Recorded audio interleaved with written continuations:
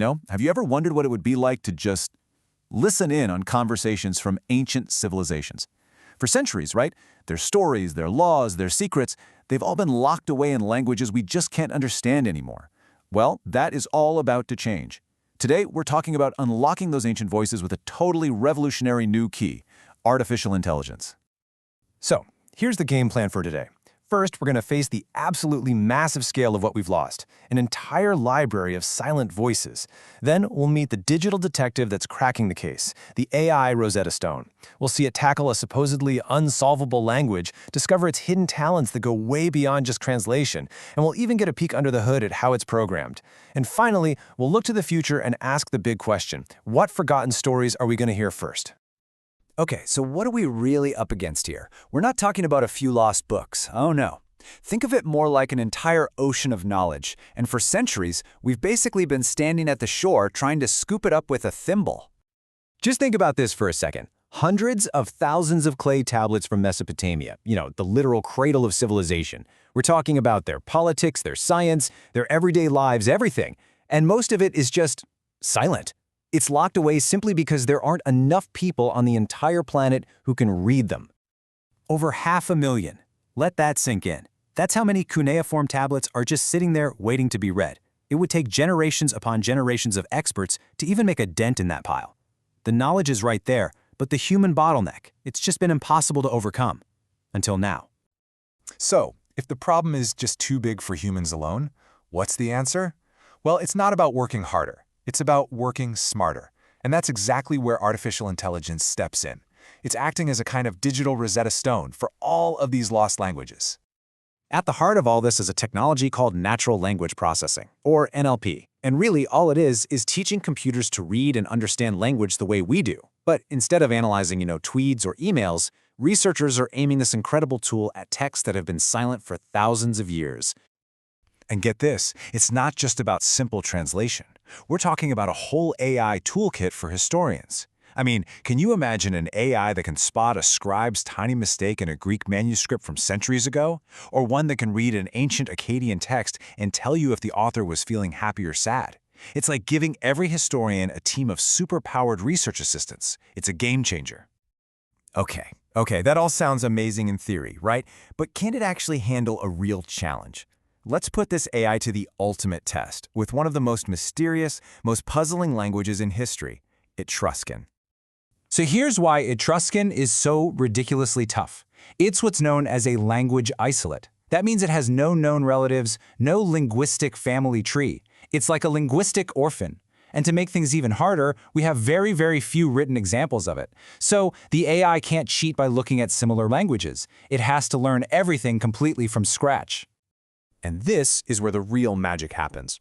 See, the old way of doing this was basically just a fancy dictionary. It would swap one word for another, but it had zero idea what any of it actually meant. The new way, though, this AI brain on the right, this is totally different. It uses these incredible models called transformers to actually learn the rules and the patterns of the language. It's not just translating, it's actually starting to understand. But what if we could do even more than just translate? What if we could actually, ask questions, have a conversation with the past?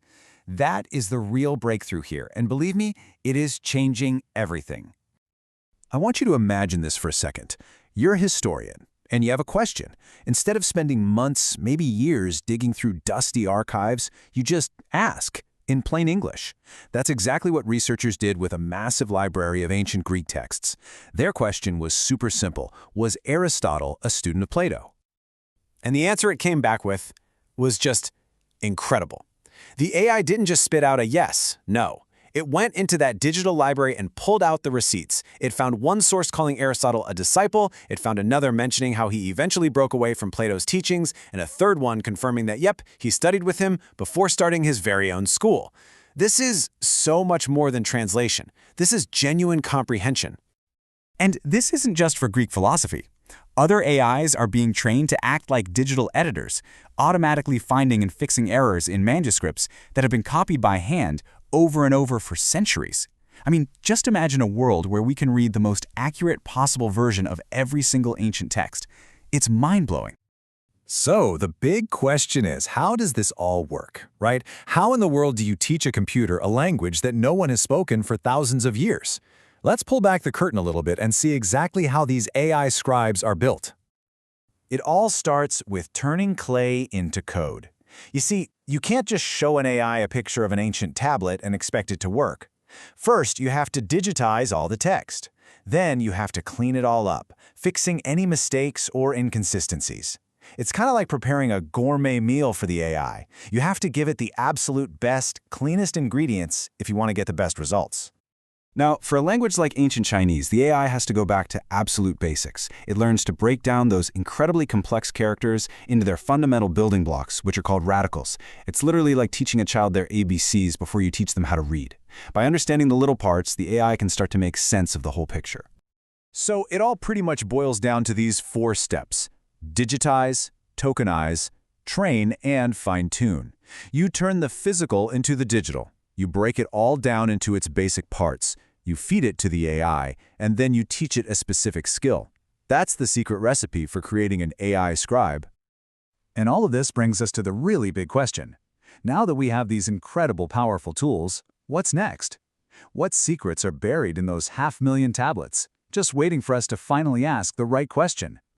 You have to understand, this is so much bigger than just translation. This is about completely changing our relationship with the past.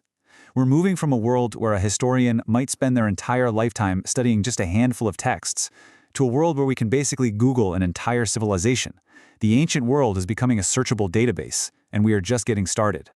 And these tools, they are getting scary good. Just look at this. A general-purpose AI, like Google's, could read handwritten Latin with about 78% accuracy, which, hey, is not bad at all. But a specialized AI, one that was trained just for this task, hit over 97% accuracy. That is the difference between a curious amateur and a true world-class expert. It's the difference between maybe and yes. So we're right back where we started, but now we have the key. These silent libraries, filled with hundreds of thousands of stories, are about to speak for the first time in millennia. And the only question left for us is, what do we want to ask? What forgotten stories, what lost knowledge, what hidden truths will we uncover first? The past is waiting. It's time to listen.